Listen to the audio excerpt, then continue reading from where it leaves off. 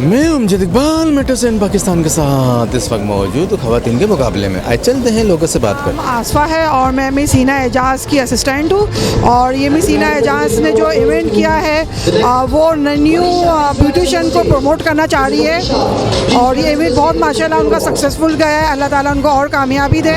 Award event बहुत अच्छा है, मिस हिना एजाज ने किया है। हम लोग ने यहाँ पे अपना लाइव डेमोस्ट्रेशन दिया है और मेरे सैलून का नाम अप्सरा ब्यूटी सैलून है, औरंगी टाउन 10 नंबर पे। और बहुत बहुत अच्छा इवेंट है, इस तरह की एक्टिविटी होनी चाहिए ब्यूटिशियंस के लिए। आना चाहिए कि आप लोगों को आगे बढ़ना। बहुत ऐसे इवेंट होते रहने चाहिए, इस तरह से हम ब्यूटिशियंस को आगे बढ़ने का मौका मिलता है और जो है कॉन्फिडेंस लेवल हाई होता है इस तरह के इवेंट से। अप्सरा ब्यूटी सैलून के हवाले से मतलब इनका कॉलर है, बहुत अच्छा हुआ है मेरा मेकअप।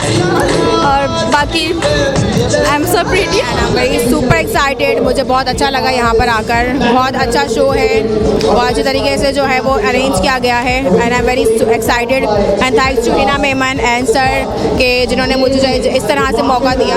जी बिल्कुल ज़रूर होना चाहिए, इस तरह के इवेंट्स होने चाहिए, मैं कहती हूँ करवाने चाहिए ताकि लोगों इस चीज़ की अवेयरनेस हो। हमारे पाकिस्तान में बेसिकली लोगों को मेकअप के बारे में इतनी अवेयरनेस नहीं है, लोग बाहर से बुला रहे होते हैं, मेकअप आर्टिस्ट हायर कर रहे होते हैं। सो जब हमारे अपने कंट्री के अंदर ये चीज़ें हैं तो हम इसे क्यों यूज़ ना करें। मैं आज मिस हिना एजाज के इवेंट की टीम मेंबर बनी हूँ। बहुत अच्छा इवेंट रहा है, रियली एंजॉयड इट और मैं चाहूँगी कि इसी तरह का दूसरा इवेंट भी हमारे पेश नज़र हो।